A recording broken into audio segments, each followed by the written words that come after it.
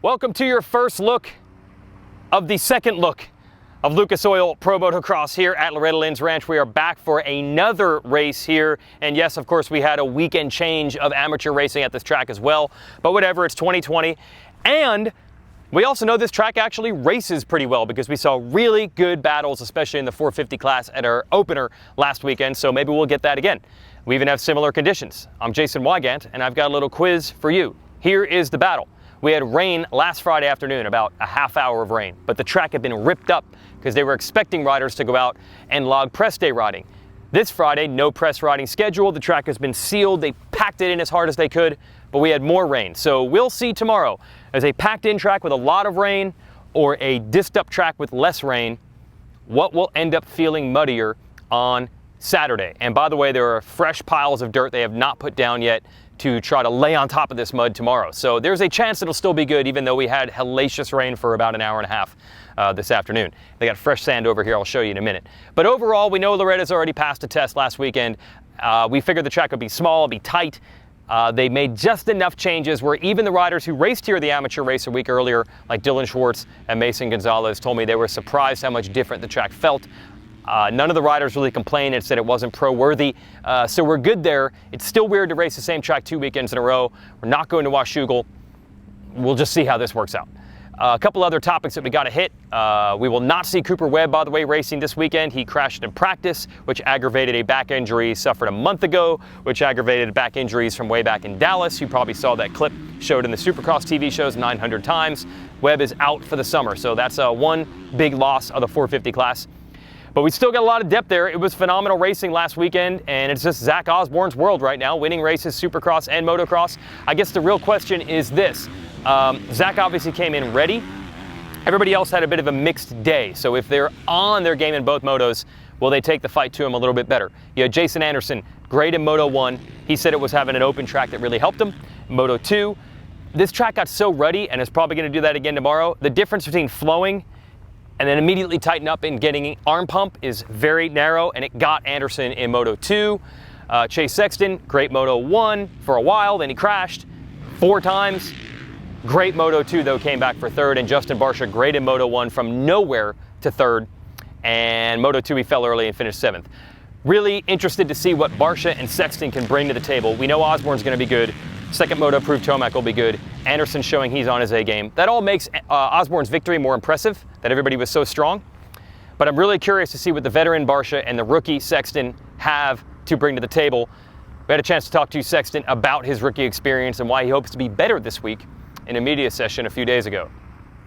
Yeah, I mean, you can only go go off of practice so much. I knew I was my speed was good, and I knew I'd be up there. I think my start really wasn't that good, and I think I was up to 3rd in I think 2 laps, and I was kind of caught me off guard because it was easier going through than I thought it was going to be because those guys, a lot of fast guys out there. So for me, I kind of got caught off guard right behind Cooper, and I kind of settled in a little bit too much, I feel like, and I should have just kept going forward, and then that's why I started making mistakes a little bit. So no, I mean, my speed's really good, and I knew it was going to be in a good spot. It's just overall, they raced a lot different, and they definitely don't get, I guess, the front guys in the 250 class don't really get tired, but most of the guys after that kind of do. And the 450 class, the top 10 were on a freight train. So after I crashed about 4 more times, I was kind of lost after that. But no, it was good. And the second moto, I just tried to be a little bit more consistent and smooth and trying to learn how to race the bike a little bit better.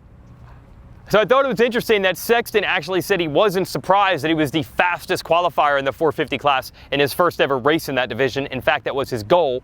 It was also shocking to hear him say, I knew I would make mistakes in the motos, but he was much improved in Moto 2 compared to Moto 1. Is this repeatable, especially, as he said, with the bike being even better, with another week of testing in California? And then there's Barcia, who we've heard it before, I know, round 1, does well, says they finally got the bike sorted. We don't know if it's going to last. It has not lasted in the past.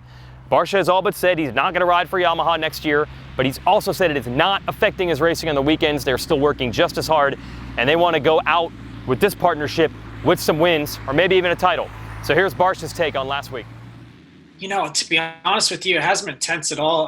There's no hard feelings for me or the team. So we've just been, like I said, I've been out here and I've been putting in the work. This is what we do, and we all want to win and we want to be the best we can. So we're definitely giving our all. We had a lot of fun this weekend. It was definitely, like I said, it wasn't exactly what we wanted, but we're still in that fight. We tied for fourth. We got the good points we needed to move on, and obviously we need to win races. And I believe the speed was there. No doubt about that. So we just need to put all the little things together. Flew back out here to California this week. Going to work on a few things with the guys and try to bring our A game for the weekend. So that's Barcia, and yes, we got a lot of rain today, as mentioned. So whenever there's a chance of a mud race, the chances of Barcia having a good day usually ratchet forward. But I just don't know yet. I don't know if it's going to actually be a full-on mudder. It might be that kind of ruddy, sticky, but not muddy track like we had last weekend. Jury's out because, of course, it's summertime in Tennessee, and we could even get more rain. But even on a dry track, Barcia certainly looks capable, at least for now. And you can see behind me we've got sand that's helping absorb some of the water. There are big piles of fresh soil they haven't put in the track yet, so they were ready at least for the rain this time, and it might not be so bad tomorrow. One other rider we need to mention that won't show up in the results in the 450 class is Adam Cianciarulo. This section behind me, that's the amateur finish line. He went for a ride. You probably saw it on his social media.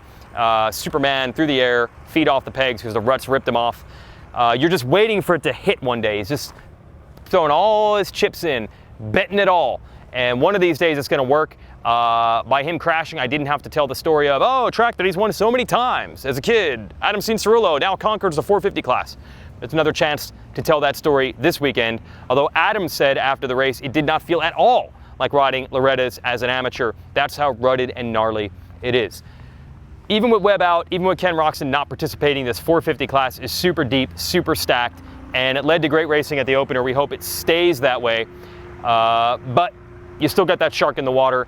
Tomac had an off first moto and a great second one, so it's really hard to bet against him.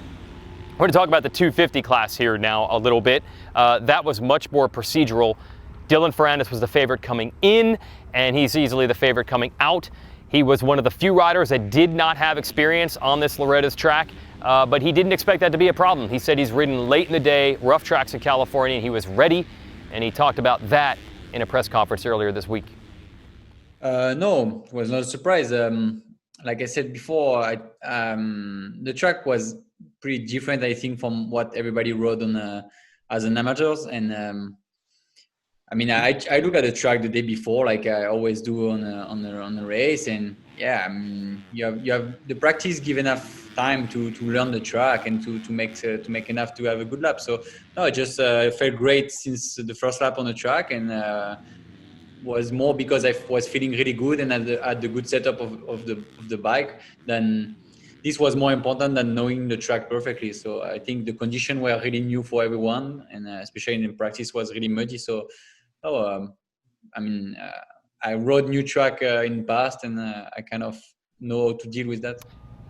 So that's Dylan Ferrandis firing on all cylinders. That's bad news for everybody. There are only two weaknesses you could maybe count on Ferrandis having.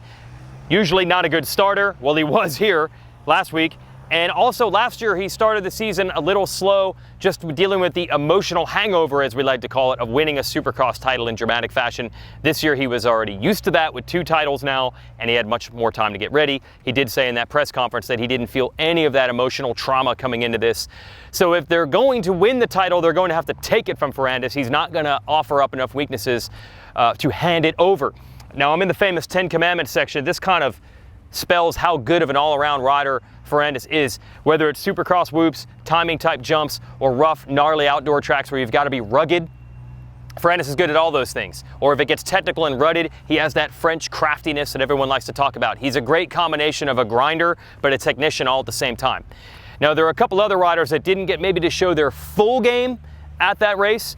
Jeremy Martin was good in his first race in about 2 years outdoors, got on the podium, but I think if you're Martin, your goal obviously is to challenge Ferrandis and to try to battle him for this title. And I think Martin would feel that, okay, I don't think I'm going to out-technique or outsmart Ferrandis, but I could maybe out-grind him. Not going to be easy. I don't know if this type of track is the place for it, but you know, we're at Millville or some of those rougher sand tracks. Martin would at least like to bet on himself to maybe wear him down, although Martin is still learning how his body is going to react physically now that he's got all this hardware in his back. And an amazing bit of transparency, he actually said that he feels hotter in the hot weather because of the hardware in his back. I'm surprised he gave that one up. RJ Hampshire was excellent to finish on the podium. He admitted after the race that he knows he hasn't been a podium guy week in and week out before, so that's really the goal. So I have to say the jury's a little bit out on Hampshire until he proves he can do this week in and week out. So he's seen occasional good rides from him before, but he's got to back that up. One other rider I want to mention is Hunter Lawrence. We didn't even see Hunter Lawrence pretty much at all last week, and he's as much of a threat as anyone, or at least should be in this class. Now, in the first turn, there was a pileup in Moto 1, broke his kill switch, his race was done. It also claimed Styles Robertson, who was making his pro debut. Then they had the 39th and 40th gate picks. This is an absolutely terrible start to be on the outside. The outside's bad in any motocross start, but it's exceptionally bad here. So they were nowhere, 14th and 17th for Lawrence and Robertson in Moto 2. Speed-wise, ability-wise, I think you're going to see a lot more from the Aussie, we call him a vet, and the rookie Robertson. So watch out for those guys. If you're Hunter, you've got to be super angry about starting this season in a massive points hole already, only getting 7 points out of the 2 motos where Ferrandis scored 50. So watch for those guys. And then the rest of the 250 class, as always, a hodgepodge of which young rider is going to catch fire, make it happen. Could it be Jet Lawrence or Joe Shimoda with the Geico Honda team? Could it be Pierce Brown or Derek Drake with Red Bull, TLD, KTM, Michael Mosiman, and now Jalek Swoll out with injuries, so scratch them for contention this weekend with Rockstar Husky. But we're just waiting to see who's going to hit. It was Hampshire hitting, and then 2 established players on the podium at the opener, and the conditions are probably going to be fairly similar. So that seems to point to advantage Ferrandis. Everybody else is going to have to prove him wrong. That's our show. And one other piece of great news I'm hearing. I don't know if I got a full confirmation, but I'm going to look at my phone right now. Did it text me back? I believe we have stumbled into a live television window on Saturday on NBC. Don't quote me on that, but by the time Saturday rolls around, you will know. I believe NHL playoffs, a couple playoff series actually wrapped early. They had time. So we might be looking at live racing on NBC. That'd be awesome for the sport tomorrow afternoon. Just the how to watch section on the RacerX online site, and you'll know. That is our first look at Loretta's. More rain, track sealed in, same contenders, Sands, Cooper, Webb. We had great racing last weekend regardless of the weather. Let's do it again.